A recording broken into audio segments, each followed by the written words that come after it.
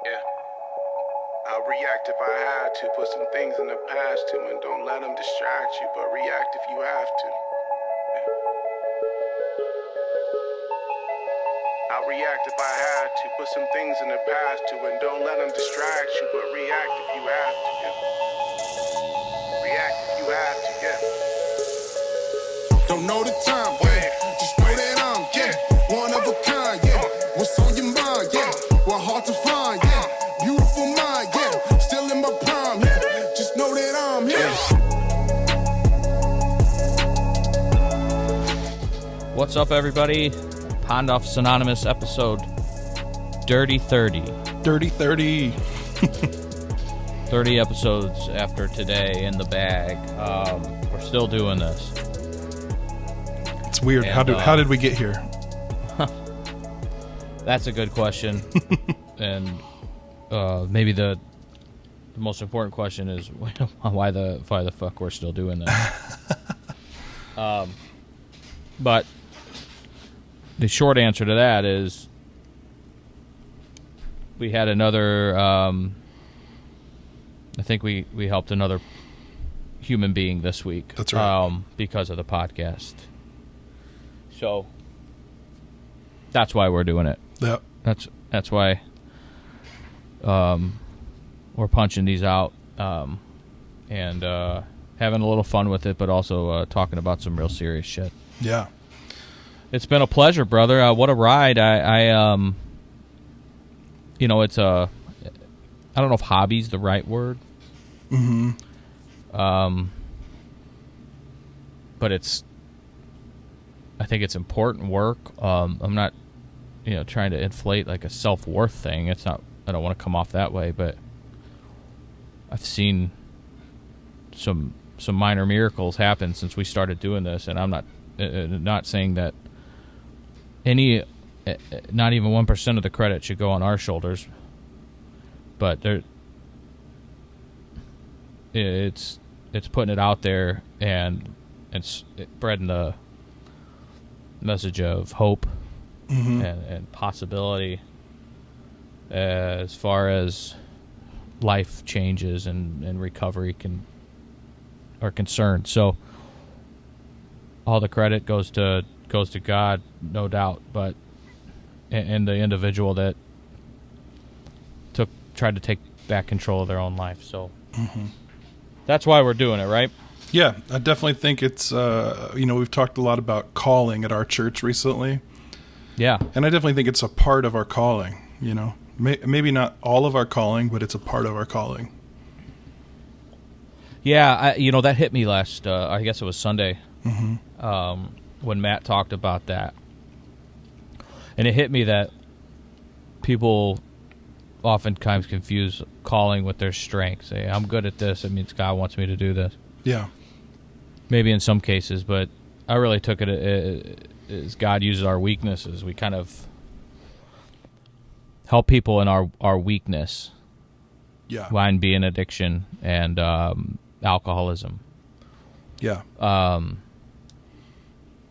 So that hit home, and it, I would say validate is it maybe validated our mission. It didn't validate me. I'm invalid.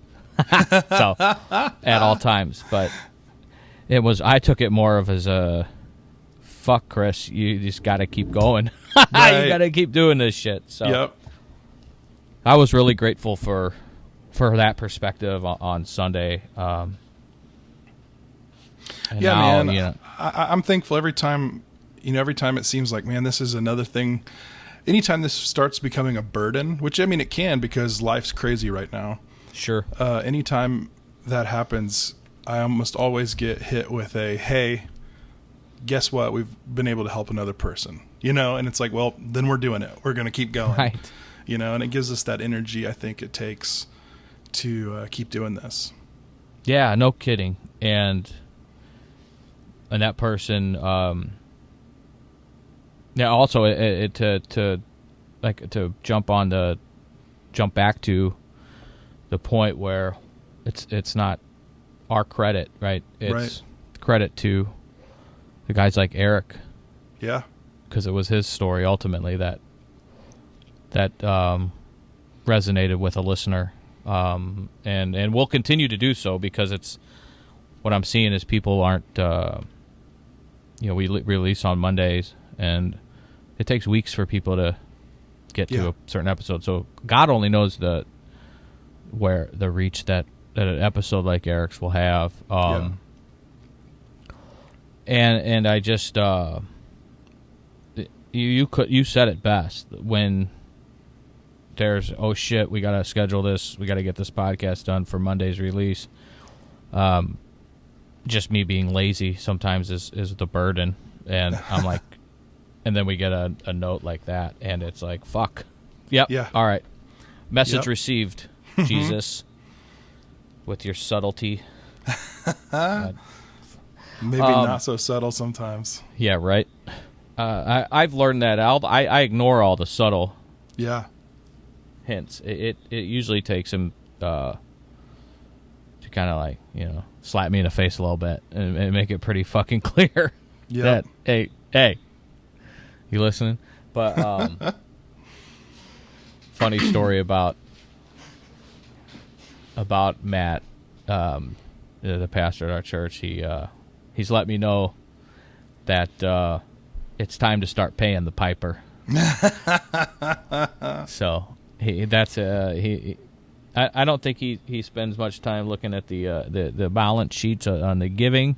Yeah. But he's much more creative than that. So I paid his son helps us with childcare, and I paid him, and I said, make sure you tell your dad this was going to go to the basket, but I got to have childcare.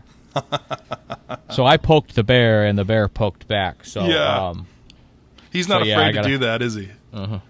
I got to start I guess tossing some pocket change, since there's such a shortage into the basket when he passes it on Sunday. Yes. Hey, being episode 30, Jeff, I thought maybe we'd just kind of recap some of our favorite episodes. I mean, some go through on a high level, in case people are just now tuning in and maybe see some things that they missed. So I pulled up the list, starting with number one, and high level we can go through and just talk about highlights from each episode. The first couple were just kind of introductory. And I think it's important too, and for my personal story, I know it's not about, I don't want to ever, it's just my personal story, that things that I've kind of recovered from. It's not a hey, look at me, but today is what is today? The 20. I know what the day is, but it's 2020. So on July 25th. Yep. Saturday morning, July 25th, is a forever imprinted day on my heart, soul, gut, big gut, brain, all that shit.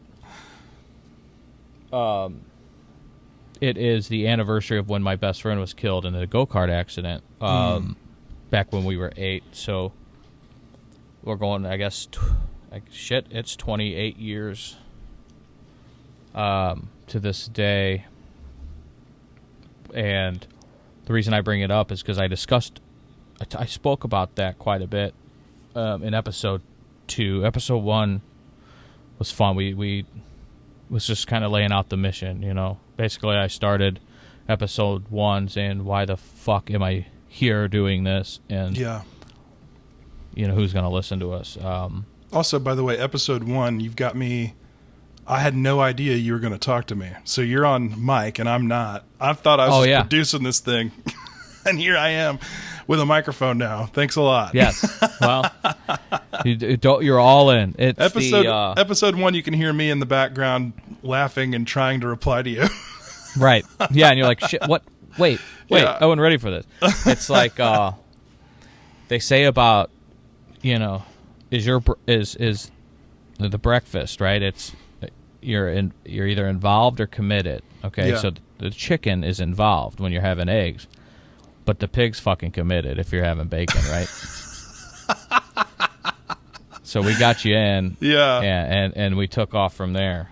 So, and it's been so much fun. We did, like, when we were talking about starting this podcast, we didn't really go over that, but it was always my vision. I needed I can't do this.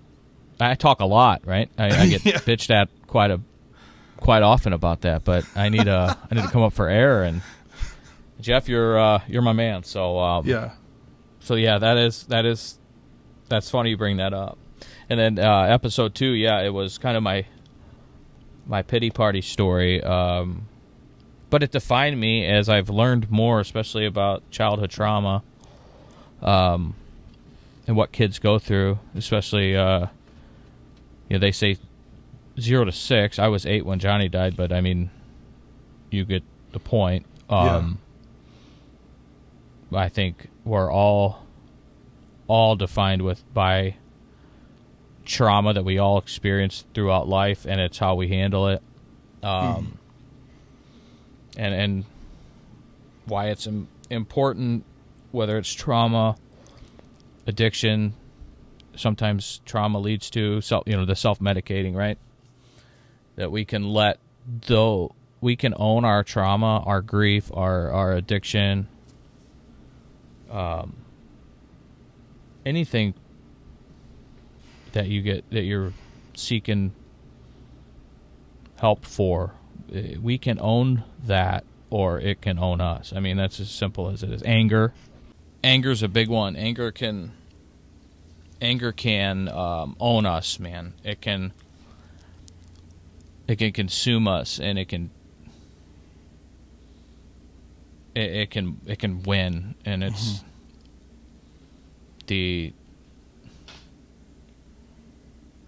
oftentimes I feel it's just the fucking enemy pulling you down, man. And I think that's important. So it's not just trauma, addiction, what you think of things driving you. It can be grief, depression, and it's not easy. It's not like I'm trying to say you can turn a light switch on and make the decision. Anxiety, as Jeff's talked about quite often. But the way to own it is to get some help, and there are people out there that can help with this shit, and things you can do to help. And I'll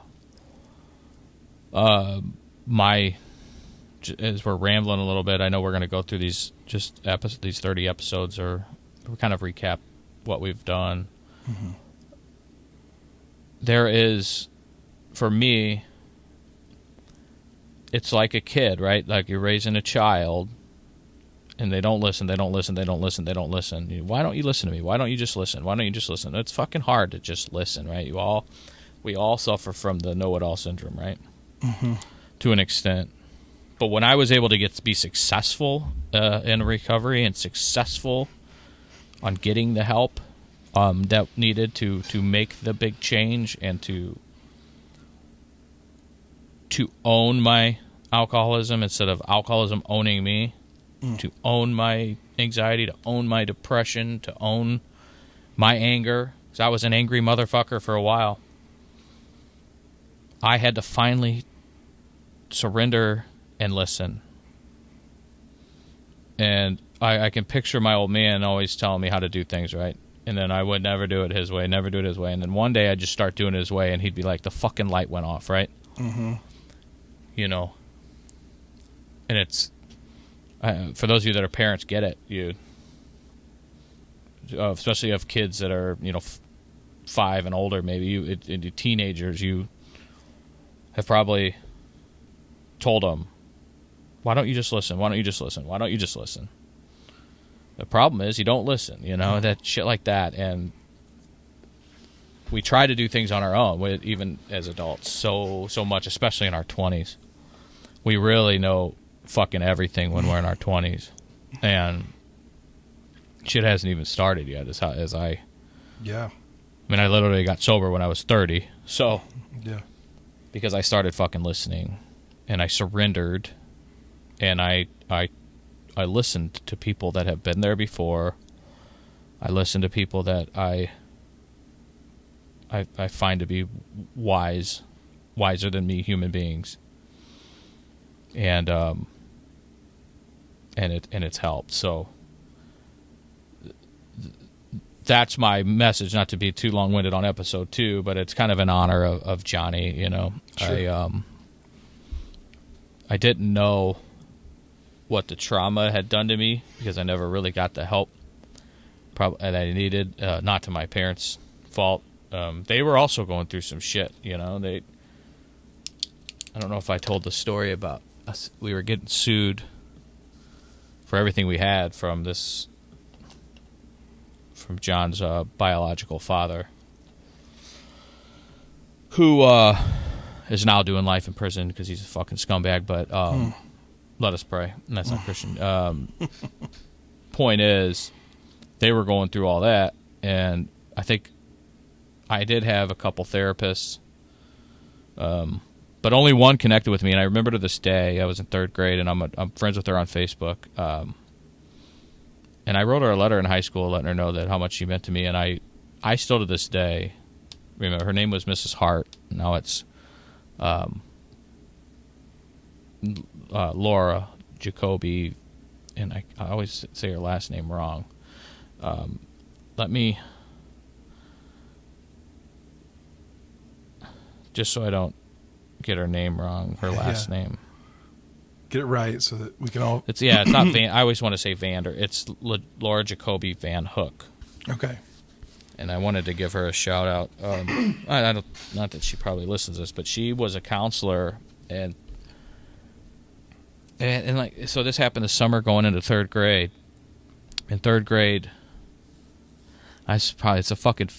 my family breaks my balls over it to this day, but I was fucked up in the head, and... So, you know, I got upset, and I brought a fucking knife to school in 3rd grade, and it wasn't a fucking switchblade or a butcher knife. Do you remember the old Adidas jackets? Oh yeah. I had a black one. Me too. They were all the fucking rage. Yep. My Adidas jacket and my pumps, and the Adidas jackets. All day I dream about sex. Yeah. The Adidas jackets had that inside pocket, right? Mm-hmm.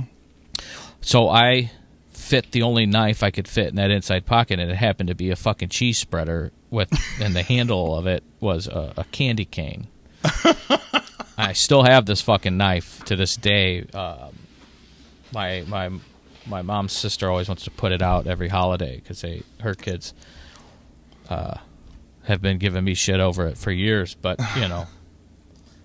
luckily I never took it out of my pocket, but I took it in, and I told my friends who told their mother fucking tattletales, I won't say their names, Whitaker twins, but God bless them. They did the right thing, right? So they told their mom, who immediately told my mother, because they were all concerned. All of us, we were all in the same Little League team, and Johnny was on our Little League team, and we all went through this, just this unimaginable grief when you lose a friend at that age, and the lack of understanding, just from being young. I mean, there's a lack of understanding and a lot of senseless death for adults and us today. So imagine it for an 8-year-old, but. Just a freak accident, excuse me, and that. So I got in trouble, and it got around the school, and the school had known my issues, and I didn't get in big trouble, but I got, it was serious. It was a kid, and then I had to work with this counselor and therapist, and she just became my friend and really sat down with me in the fucking pit, man, and helped me the best she could help, a kid that age. And then I'll never forget her. And then I remember we always she hated the Cowboys. I liked the Cowboys, obviously, because they were winning everything back then. Oh, yeah. Do you have a starter jersey, too? Remember those? Yeah. Our starter jackets. Yeah. I had a Cowboy starter jacket. I had an Emmitt Smith jersey. Yeah, I had the Emmitt Smith jersey. Well, right. I mean, who didn't like Emmitt Smith? Yeah. And, but she didn't like the Cowboys, so she was pulling for the Bills, and we had a little... Ew. She said if the Cowboys win, that she would buy me a soda from the soda machine at school, which was a big fucking deal to an 8-year-old. So that's your shout out. I still love you, and I still call you Mrs. Hart. But sorry, I know that's not your name. But and I think I at one point was all drunk at Clinton Hills and hit on your daughter. So. Who was also named Ashley, but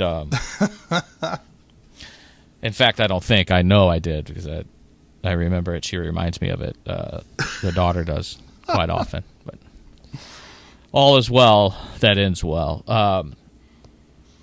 So, just moving forward, that was my extent of dealing with the childhood trauma. I remember when I was a later teenager, my mom did say, you need to go talk to this person. So I went, and he was this guy, and I literally, shit you not, he had those two like nuts. They look like little balls on the, they are little balls, right? They look like a sack, and pardon my language, and you click one over. And it clicks, swings like a fucking pendulum, right? He had those, and I kept fucking around with them, and he's like, and I was just talking with him about little bullshit, and then finally he's like, we're here, we need to talk about the death of your best friend. And I said, you know what? I'm out of here. And I go, and your fucking nuts suck, or I said something else, so I was pissed. Probably wasn't his fault, but I was angry. I think I was pretty liquored up at the time. I was 16 or 17, so I know I did some shots before going in to talk to this guy because A, I didn't want to talk about this shit. Yeah. And B, when I had a couple drinks in me, I thought I was a better talker. So, and I'm rambling about shit again, but that trauma that happens in people's lives, it defines us. And then when we figure it out, when we stop trying to deal with it on our own for whatever reason, whether it's stubbornness or pride, whatever gets in the way of us seeking help and surrendering and listening, that's when I've seen some real fucking miracles happen. I hear it all the time when I'm a part of AA meetings, and I mean, each person's story is so different and unique, but so similar right there, right where the change happened. Yep. And it's when we figured out that we can't do this fucking shit all on our own, man. And what a fucking burden that is to do. How liberating is it to realize that you can have some people help you. I mean, and it's fucking empowering, and I think it's a sign of strength. So, and in fact, I don't think I know it is. Yeah. But I remember episode 3, 4, and 5 were back to the little recap series for those of you that missed it. Episode 3, I talked about one of the first things I did when I got sober, and it was all about joy. And I went back to a time of my life when I was happy, just a happy kid, which I was even after Johnny died. Because kids fucking are resilient, man. I wish I was as resilient as I was back then. I wish I was as resilient as Charlie. We aren't. We got so much fucking baggage and shit and predispositions that we've learned, and now we know it all and all that, like we've talked about. But so I went back to a time before alcohol when I was happy, when I didn't even know what a substance was, and that was my childhood. So when I first got sober, I started doing things like I loved Emmitt Smith. So I mean, I had shed that Cowboys disease. Pardon you, Cowboys fans, but I started. I was a sports fucking addict, so I wanted to watch. I had some extra cash in my pockets now, so I got some cool like Illini stuff. I got some, my favorite NASCAR driver get us, and then just watched every sport I could because that's what made me happy when I was a kid. And it made me happy to this day. So that's what episode 3 was about for the most part, and just offering some tips for people that are newly into recovery. And then 4 and 5 were just we had a little quick Christmas and New Year's episodes. They were we had started recording. We started the podcast, released it in the beginning of January, and then we started recording before that. Yeah. So I think we recorded those episodes right around that time. Yep. And then still one of my favorite episodes was number 6, where we had Nick Boatman come in, and we titled it A Trailblazer, and he shares his story. I love Nick's story, man. It's so powerful. Yeah. And hilarious. He has a way with words as well, and he went from being a his self-described heroin addict junkie, and and he didn't like he talked about how he hates that term because it doesn't just happen overnight, but and he explains that, as Eric did last week, and how at one point he was in his underwear in a ghetto trying to score drugs, and they stole his car, pistol whipped him, and he was had a real paranoid attack, so he hid out in a braid shop.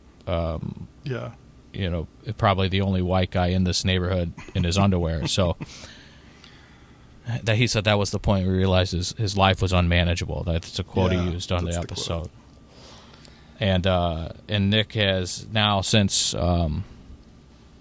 he can't even count the amount of people he's helped through his journey and his treatment facilities and treatment centers. So yeah, and I think that's part of this whole thing that's kind of interesting is some people's rock bottoms are really scary, and his rock bottom was really scary to him, but he also told it in such a humorous way that you feel bad for laughing at it.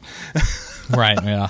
I mean, of course, you got to be lighthearted with stuff sometimes, But, no, I think because it's pretty heavy, if not. And through this, when you get to that point, and then there's nothing that fucking humbles you more. So that humility, which is life-saving for me, makes us able to laugh at how bad it was, but also know how bad it was. So, right. And we also share the worst of the worst stories, so people can really see the illustration. We try to articulate it well enough so they know and can relate to it, because they've had their braid shop story, they've had their pistol whip story, they've had their rampage in a bar story, their whatever, name that rock bottom shit story. They've had it, and they can relate to it, and they can see that there's a way up and a way out. I remember episode 7, we talked about being pussies because we take medication. Yeah. And we talked about you talked a lot about your anxiety, and how you've had it for quite some time, and how you fight it, and that maybe at the end of the day we're actually not weak motherfuckers, that because we want to try and make ourselves healthier and better. I'll say it again, I'm thankful for the medication, and the last couple of days for me, to be totally transparent, have been really rough with some personal stuff, with some family stuff that triggers it. To go back a little bit, I'm finding that a lot of nostalgia triggers it for me, like thinking back on high school times, and if I get like thinking about it too much, even sometimes listening to the music from that era too much will just trigger anxiety for me. It's weird, really weird. That's funny because I see you've been posting like some 90s music stuff. Well, not just recently it's been all Taylor Swift. So Dude, the new Taylor Swift record is the most amazing thing she's ever done. So maybe Taylor's helping you with that a little I like bit, me some Taylor on this record. Me and Screech love Taylor Swift. Yeah. We used to get drunk and sing her songs really loud. The Romeo and Juliet, that song. Yeah, yeah. We love that song, me and Screech. Great. That's me and Screech's little love song, our little ballad. Well, praying for you, buddy. I hope. Thanks, yeah. I appreciate you sharing that because days can be grinds, and it's not linear. As we heard from one of the episodes coming up that we'll recap. Right. Episode 8, we told our church stories on how the church we go to has been instrumental in our lives, and I don't want to speak for you, but I would assume it's made you a better person. I think it's made me a better person. Some people may disagree. Some people may say, no, you douchebag, you used to be a lot fucking cooler when you were an asshole and a drunk and snorted a bunch of cocaine. You were a lot cooler then, you're a douchebag now. I'm sure there's people out there that say that. But when I look in the mirror, I think I'm doing things better, and I do credit the church that I go to as a home, as a homing beacon, when I start to wander down the road of anger or just being a fucking asshole, what would the Mats do, as my mother say about fucking Miowski and Fulmer. So it's we shared that story, and Yeah, I was most nervous about that one because I'm not ashamed of my faith, but I also don't want to turn people off, you know what I mean, from the message if they have baggage from church or with people who claim to be Christians, who have probably shamed them or whatever. Excluded them. Yeah, I was super nervous about that. That's the last thing. I think we just wanted to provide hope and show that, that a few bad apples don't spoil the whole bunch, No, that's true. And I'm glad you said that because I think you've been to places like that where I haven't, just because of my limited, right? Church history.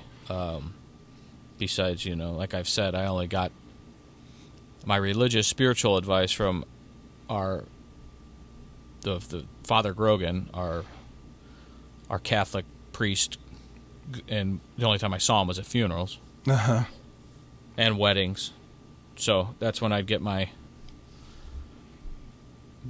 spiritual advice. But I totally understand what you mean, and I will say that I just had this conversation the other night with somebody that, I'm not going to beat nobody over the head with a fucking Bible. I don't. That is just not. That's not the game. It just happened to be my way.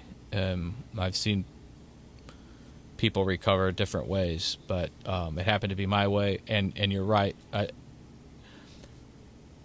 Talking about our faith, we think about automatically turning people off. And I'm not really talking about the non-believers. I think they're even.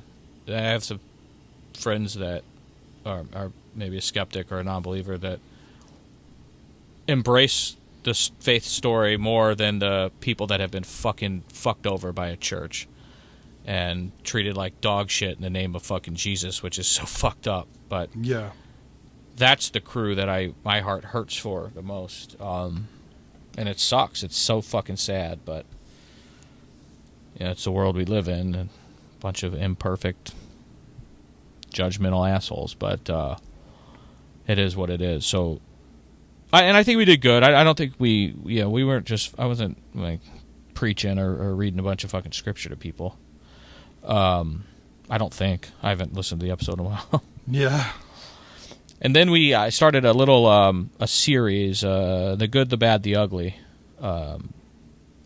Episode 9 was the ugly was me just becoming a complete liability to everybody I was around during the depths of my addiction. And that was episode 9, so that was part 1 of that series. And in between that, in between that series, because we did part 1, then we had a number of guests, which I don't say put us on the map, but it we're not on any fucking map, but it made my heart just blow up for this whole mission, because we had talked to, obviously, Nick, and shared his story, and then we rattled off, I'm reading 4 guests in a row that were just, each time we have a guest on, I just blow up. The first one was with Michelle. I mean, how incredible. Which was with Teresa, right? Regarding her sister Michelle, and her sister's passing away from the disease. And Teresa's just, and I will use this term intentionally because of her just love for fucking music. Teresa's a fucking rock star. Yeah. And she's and her cool, story, man. And we're Facebook friends now because of that episode, and we back and forth, you know. Oh yeah, for sure. She's awesome. You two have a lot in common. Musically, politically, you both are kind motherfuckers, right? We ganged up on you that day. Yep, sure did. Yeah, and she's a warrior too, man. She's going through her grief story and journey, and just a really courageous, brave human being that I look up to. Yeah. That was episode 10. Episode 11 was Megan. God love Megan. She Megan Gears is her name, and she has a real powerful story of her alcoholism and how it almost killed her, how she was in the hospital being told she needed a liver transplant because it was so bad, and she still wanted to drink vodka. But at some point that light went on, and she listened, and she surrendered. And Megan to this day is a little over 2 years sober and soaring within what a sweetheart. Yeah. She's soaring in the recovery community. She will take it. She will, if somebody needs help. Megan is a person that you can reach out to, and she'll help steer you in the right direction. And she spends a lot of her time in the program and helping people and driving people to meetings and being there, being a hug for them, a resource for them. And she's just got a heart of gold. And that episode I talk about often with people that reach out, that are in the absolute bottom of the pit, the bottom of the bottle, bottom of the barrel, if you will. And I said, please listen to Megan's episode, because it's another message of hope. She thought she was either going to need a transplant or die, and a miracle happened, and she got sober. That miracle is her getting sober, and I believe her liver has healed. Let her confirm that. But that was our first video episode, and it was, wasn't it? Yeah, and it's also one of the most listened and viewed, definitely the most viewed podcast we've ever done, because she just has a network of people who love her and share that episode. So, people just wanted to hear her story. Really good. That was, I'm glad you brought that up. And that's true. The next episode was fun for me to do, because this guy's a great guy, and it's a topic I by far the least amount of an expert on. Yeah. But I get it, because I've been in that friends and family of category of a bipolar, a person suffering from bipolar disorder. And we had Mike Wellington on, former professional golfer. We told some golf jokes. We talked about our common theme, a radio station that we like, are a member of this cult that listens to this radio station in the morning, and it can be vile and dirty, and we talk about each other's wives that if they ever find out, they'll fucking kill us.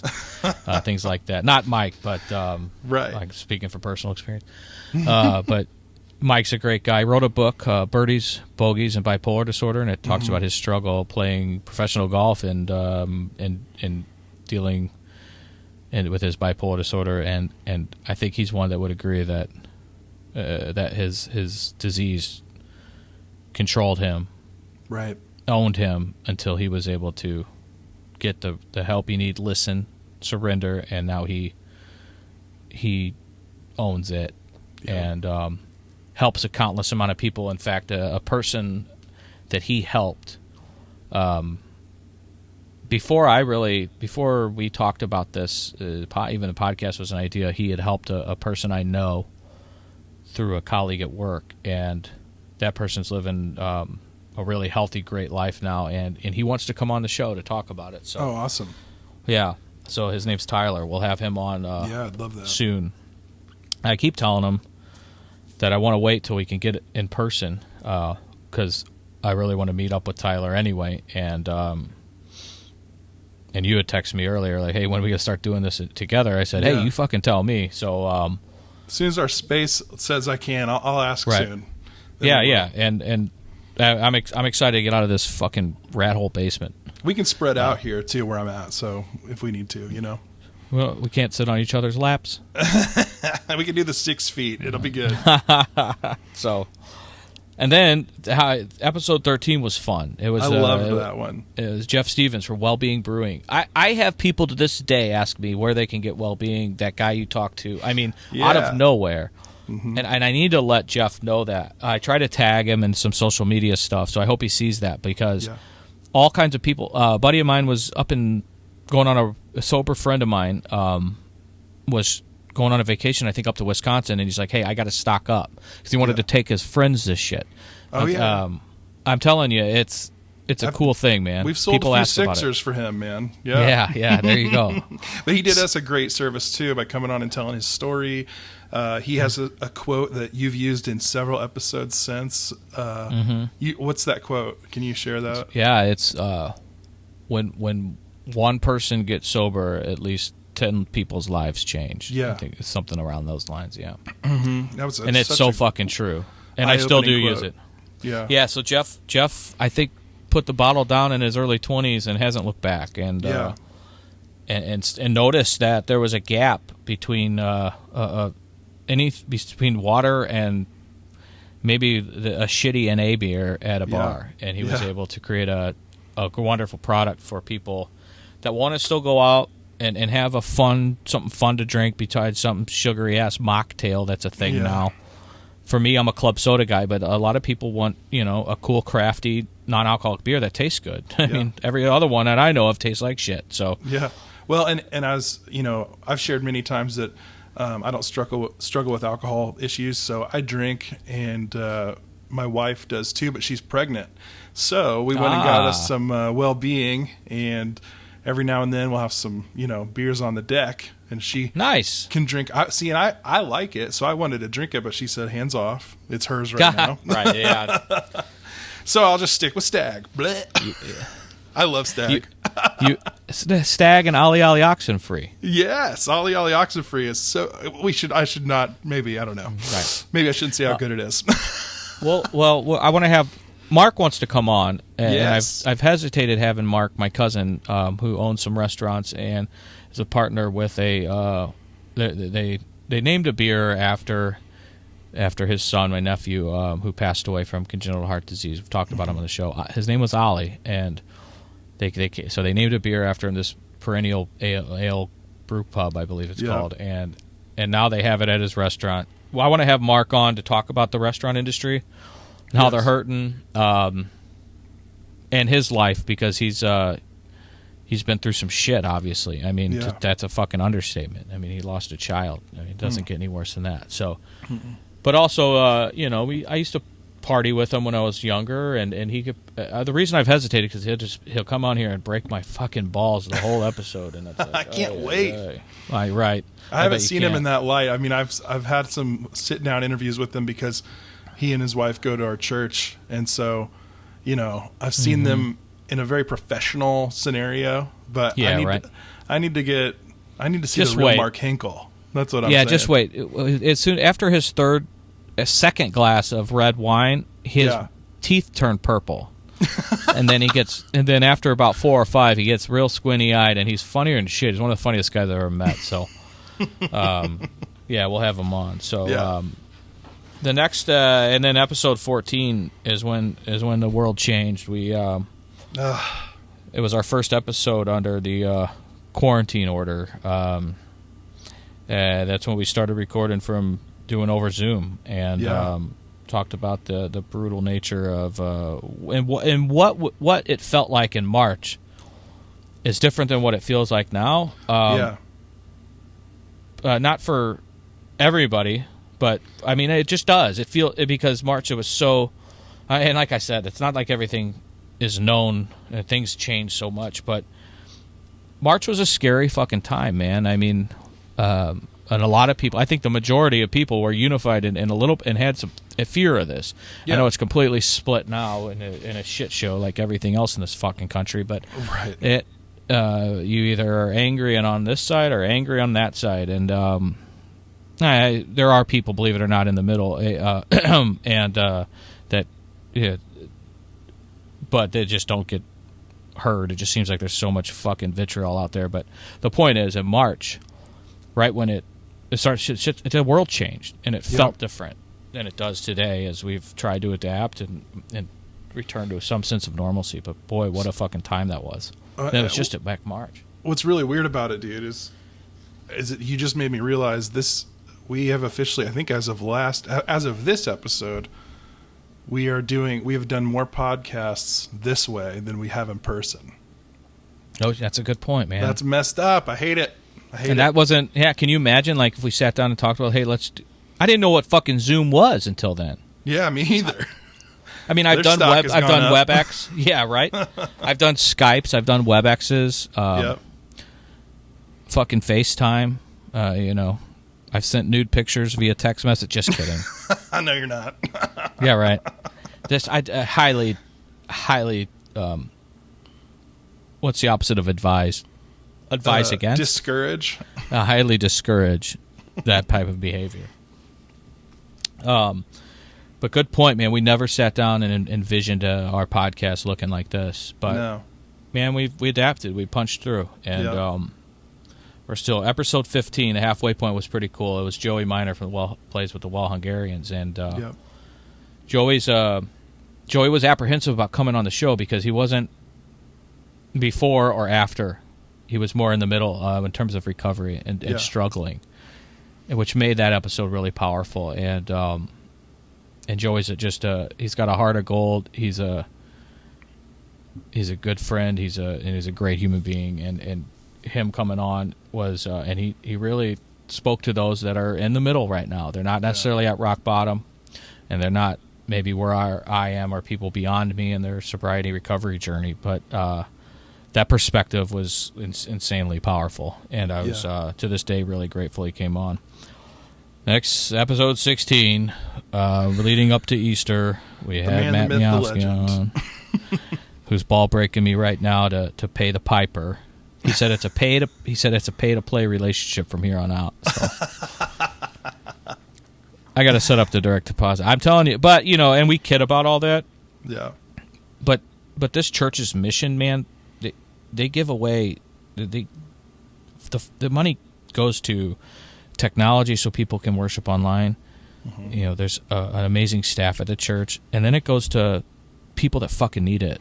I mean, they give away 100% of their Easter offering, 100% of their Christmas Eve offering, which 98% of the other churches rely on to survive because it's their busiest days. They give it away to, one goes, I think, to the city, to projects in the real inner city where it's needed, and the other one goes to Mozambique to dig wells for people that don't have fucking water. Mm-hmm. So yeah, we joke and everything, but it's not, this fucking guy ain't driving around in a Lamborghini or a Porsche. He's got a piece of shit, orange, ugly-ass Honda car. That Honda Fit. Yeah, whatever, yeah. And I don't mean to insult him, but I do. That car, he's ready for an upgrade. I don't think he's going to roll any eyes if he gets himself a new ride. But I think he loves that fucking car. He does love it, and it's gathering orange. Our color at the gathering is orange, and his car is orange. It's a little faded, though, isn't it? Yeah, that's true. I told him if he ever gets rid of it, that we have to, like, you know how at car dealerships they have these like big boulder stones in front, and then they park like the truck right on top. We need to do that with his Honda Fit right out in the parking lot at the McCausland site here in St. Louis. The fucking Pope mobile it is, right? Yes. Either that or stick it in the ground coming out like those and spray paint and stuff. Absolutely. You know what I loved about Matt's episode is he talked to the people and the skeptics, and he was like, man, I get it. Yeah. The church has fucked over a lot of people, and I get your skepticism, and that's what we want. I think he said the word shit in it. He did, and I behaved myself. And a pastor who swears is a pastor I like. That means you're real. Not right. You're not a fake motherfucker. He's the man, and that was awesome that he was able to come on. The next episode, 17, was part 2 of that series I referred to earlier, called The Bad, and it was me being, I was not a reliability or lack thereof. I was during my addiction and alcoholism, I was, you couldn't rely on me for anything. You could rely on me for one thing, meeting you at the bar for a drink, but other than that, I was no good to you. Speaking of Ollie, I remember when he had his heart attack that ended up being the final blow for him. I got the news on a Saturday night. Saturday night. Shit, I had started drinking screwdrivers at breakfast at Charlie's in downtown Belleville. Rest in peace, Charlie's. Biscuits and gravy, baby. I got in a car and drove to Cardinal Glennon. And could have caused a whole fucking shitstorm in my family by causing another self-induced accident.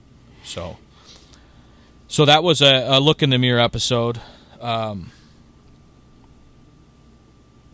Episode 18, we titled it Footprints, and we talked again about, and it's part 3 of the story, and it comes... I titled it Footprints because it's that, like I said earlier, for me, it was turning shit over to God and realizing that during the hardest times in your life, there's only one set of footprints in the sand, and the guy said to God, how come during the hardest points of my life, you left me and it was just me there walking? And he said, I didn't leave you, I was carrying you. Yeah. And I really have always subscribed to that, and just got to recognize that's happening. And for me, my saving grace was this great fucking humility. I touched on it earlier when I went to rehab. Talk about humbling. Check into rehab and stay there for a little bit, and you should become a humbler version of yourself. Mm-hmm. And for me, maybe you already are going in, but for my personal. Sometimes people think I'm fucking, I don't know, come off a little bit cocky or confident. I don't know why. I don't feel that way. I know I was a little cocky as an ice hockey player, but, it was fucking, that was all business, Right. I would fight guys on the rink and then drink beer with them right after we beat the shit out of each other. So, but the point is that humbling is what helped save my life, and we touch on that in 18. On episode 19, we have a CPA, a fucking money guy, money. Ted DiBiase himself. Yeah, that's right. His bodyguard Virgil. Mark Milton, as the phrase goes, if you're with Milty, you're not guilty. He is a tax lawyer, and people wondering why we had him on, maybe, or if you're wondering now, well, he's seen a lot of shit. People gamble, drink, snort their life savings away, and not pay taxes, and coming from that perspective, he offers some tips on things that can do, and maybe exposes that big monster under the bed that it's a overcomable, if that's a word, task. Yeah. And it's not something that we hide from it because we're so scared that we're going to be fucked. We don't have the money, and he was good at offering, dispelling that a little bit, dispelling that myth, and And has seen some shit in his own right, man. He's overcome some shit, and I was really excited to have him on. And it was also right around when the stimulus checks were going out. So, Yep. you know, the last thing an addict needs is a stimulus check. But for people that are rebuilding their lives in recovery, how do you get that? He was helpful in those regards. On the home stretch, as we're getting a little long-winded here, the episode 20 was episode 20. I think we did a where we came from, where we're at, and where we're going episode. Sort of like this, a little recap, but talked about our mission, why we're doing it, and how we're not doing, tried to dispel a myth if it exists out there that we're not doing this shit for any money. There's no advertising, anything. It's just a mission, and that's how there's some production costs that go along with it, and we're doing it to help people, man, and that's the mission, and we'll keep doing this as long as there's people out there that are reaching out and it's happening. So if you don't like us, you don't have to listen, obviously. Exactly. But on episode 21, Mother's Day episode, I had my mother on, which was I was told that I talked over her quite a bit, but she was she did pretty good at telling the story of a mother that watched her son, almost kill himself via whiskey bottle, and it was, they say, powerful and probably resonated with a lot of friends and family of addicts. She went to Al-Anon, and she talked about how hard it was to watch a child just fall deep into their addiction, and I'm really hoping it resonated with friends and families of addicts. She's the best, dude. She's awesome. She has her moments, Jeff. She's great with me. Yeah. I love her to death, but she's the reason I'm here and never left my side. So, love you, Mom. Episode 22 was fun. Yes, this was one of my favorite ones. It was you asked for it, so I gave it. I told my Stanley Cup story, and we titled the episode "Gloria," obviously. So, if you want to hear about a divine, spiritual, fucking moment in my life, listen to.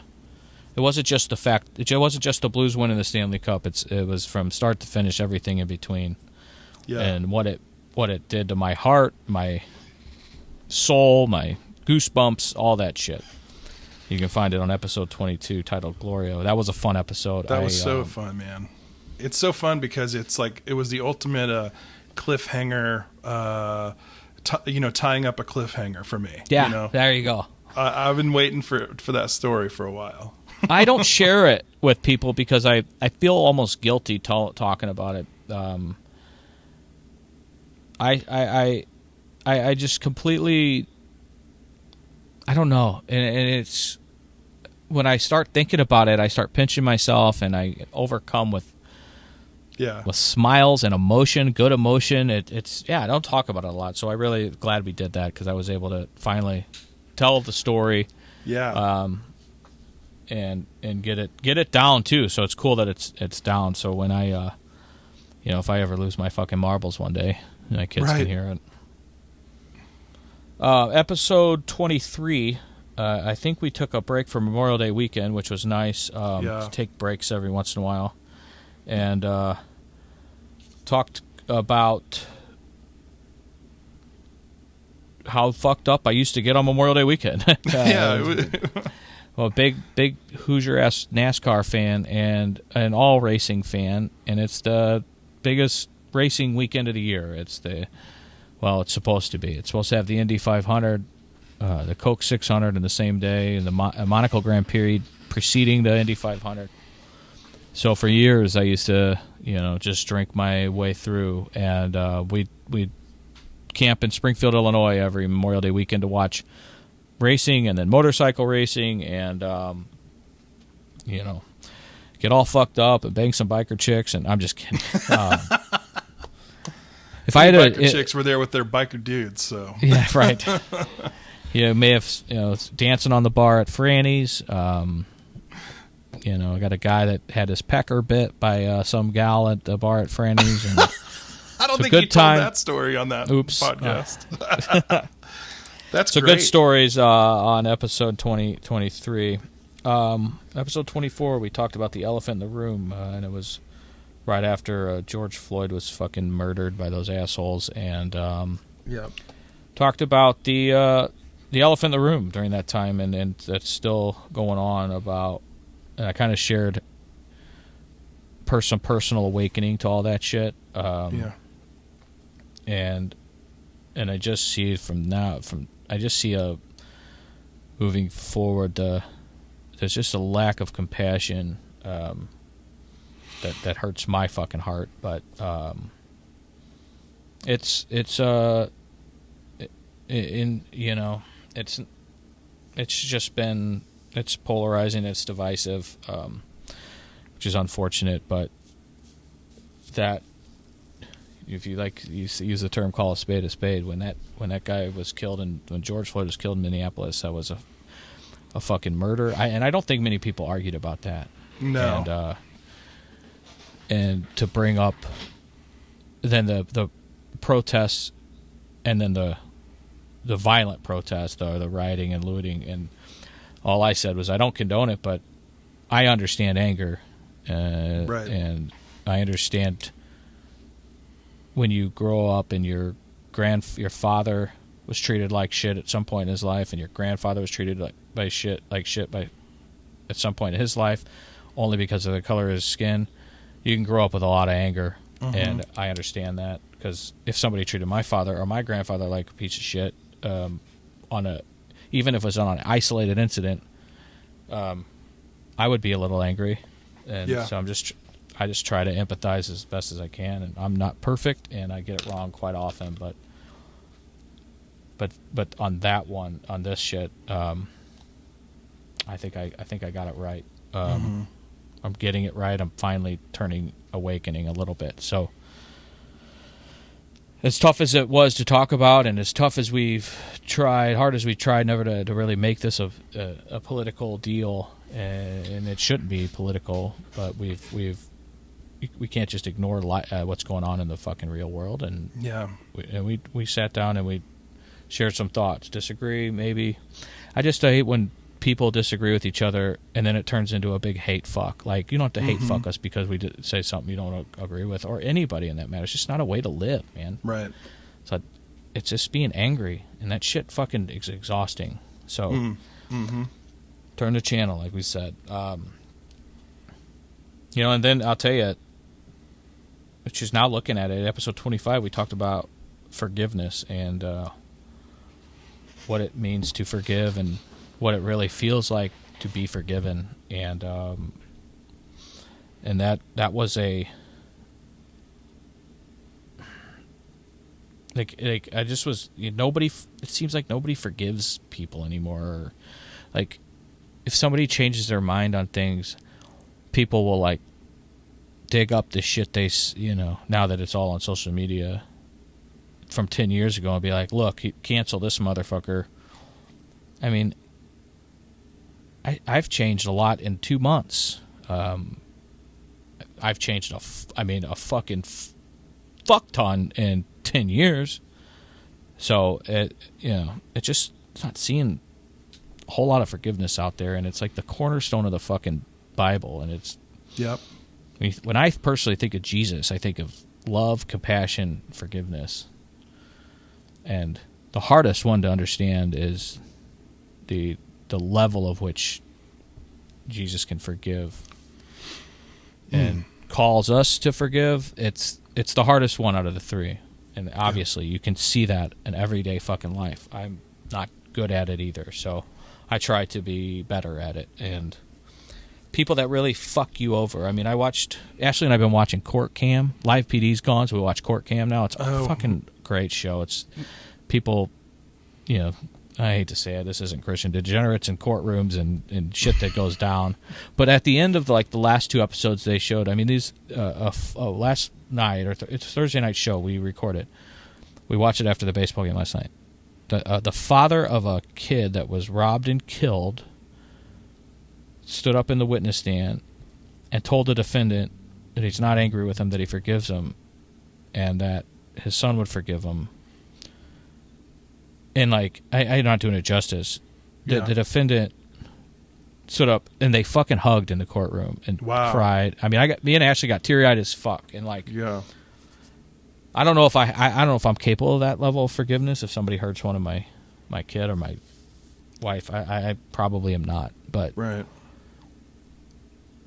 Yeah, I am capable of being like, oh, you disagree with me?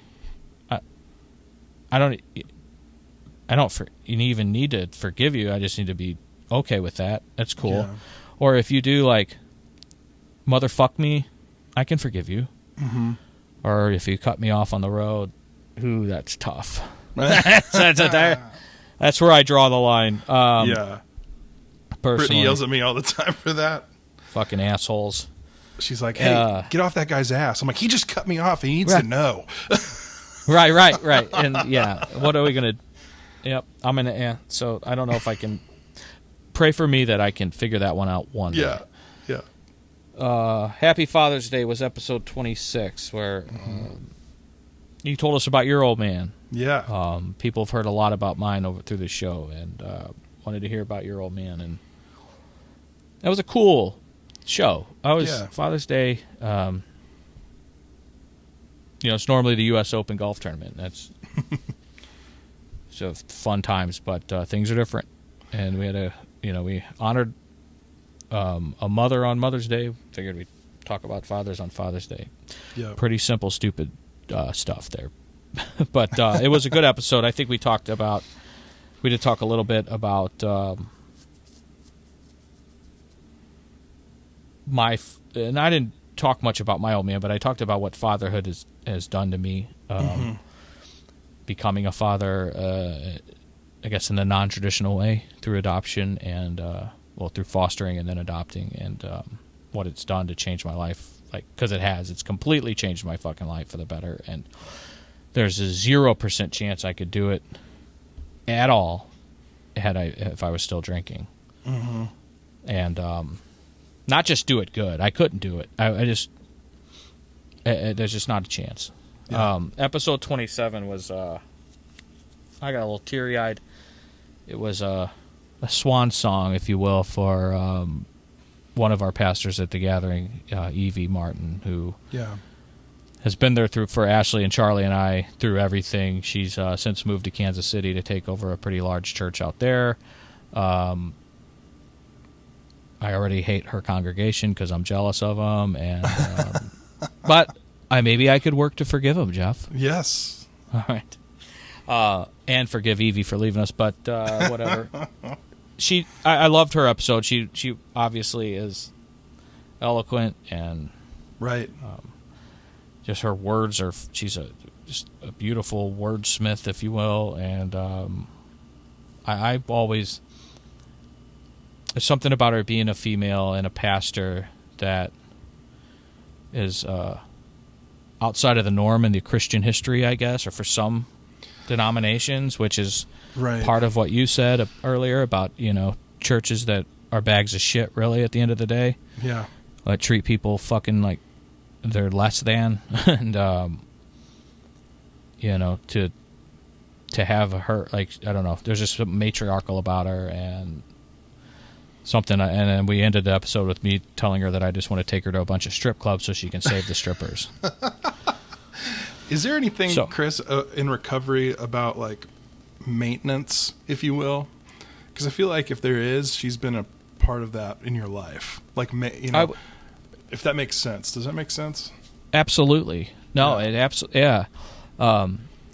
There's a big part of about not reverting back and maintaining and succeeding one day at a time in your sobriety, because sometimes you where it sounds cliche to people that haven't battled addiction or alcoholism. One day at a time is sometimes a life and death phrase for us, and it's so literal. Mm-hmm. Even a guy with it's onward and upward with almost 6.5 years sobriety, it is, and to make that observation, Jeff, is means a lot. That she's absolutely that. Yeah. For some people, it's going maintaining the gym or their diet. Like Mike Wellington even talking about just depression before he got really into the bipolar stuff, about his routine in the morning and drinking water and how it hydrates you and that counters depression by being hydrated, little things like that. So yes, that's all in a maintenance. If you're in maintenance mode, if you will, and you were exactly right. She's been nothing short of that. Right. And I'm forever grateful. So I appreciate that observation, man. Mm-hmm. Episode 28, we did. We took a break for the 4th, and we titled the episode "Fixers," and it was a play on the. We said through the episode that we need more fixers. We have too many identifiers, and what I mean by that is we have too many people that can identify problems. Right. Not enough people willing to fix them. And Yep. And then I stood on a mountain and tried to explain to people what and how much and how important it is to have the need is for more help with the kiddos, man, in the foster homes community. And I read some brutal. I read one that was it's never easy to read. I talked about the texts that Ashley and I get, and the group of licensed foster parents get about kids that go into custody as far as the state, the Child Protective Services, and that need a home. And they have to give you the details of the child and why the child entered the city or county's jurisdiction and removed from their home. And the details are brutal is an understatement. So I read one of them, and about a 7-month-old baby that had multiple bruises and fractures over long periods of time, and he's only been alive for 7 months. So that's why he came into care, because somebody was beating the fuck out of him, and it makes you sick. And we talked about how, and I don't know if I did talk about this, but how, no school means no mandated reporting. And the system, it doesn't break down, but it loses a big, the kids lose a big safety net. That isn't perfect to begin with, but how there's more to it than is it, obviously safety's first and going back to school, but how there's more things to think about than just rah rah, I'm a liberal, or rah rah, I'm a Republican. It's not about that shit, and people don't think deep enough and hard enough about it. So 28 was hard but good, and then finally, if you're still listening, which you're probably not, on episode 29 last week, we had my man Eazy-E on, and in the picture he looks like Tony Montana or whatever. That's right, with his stogie, and that episode is still. It's still heavy or big in my heart because we just did it last week, and I'm so proud of that fucking kid. I could almost cry right now.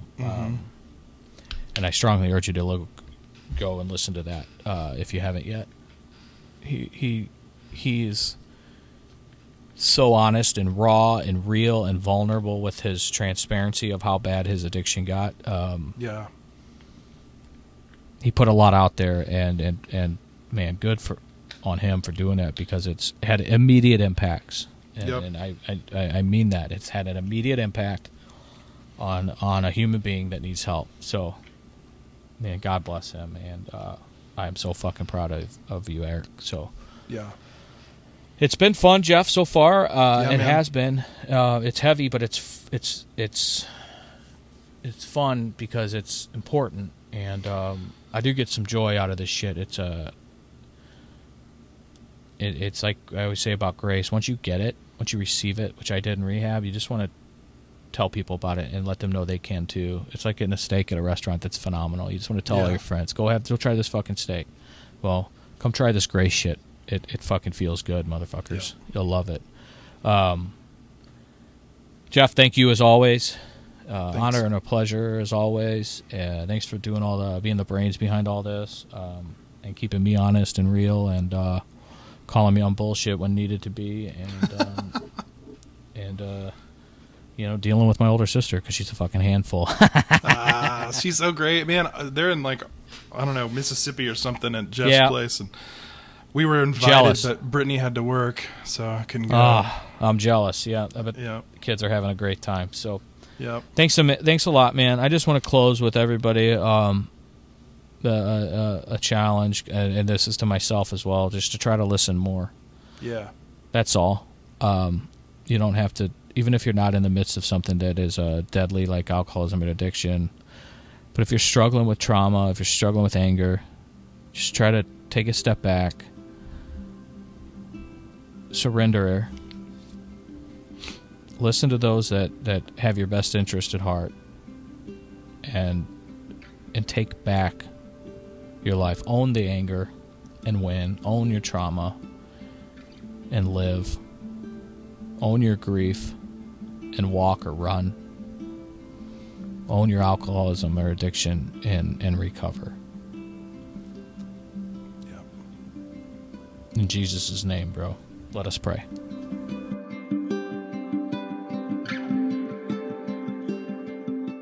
If you're struggling or know someone that is, please have them check out our podcast and reach out to Chris or me. We want to listen, and we're super eager to help. Pondoff's Anonymous is Chris Pondoff and produced by me, Jeff Allen. Our music is Anti-Hero by McCall and Gentle Waters by Wild Wonder. For more information, visit pondoffsanonymous.com. Find us on Facebook and Instagram.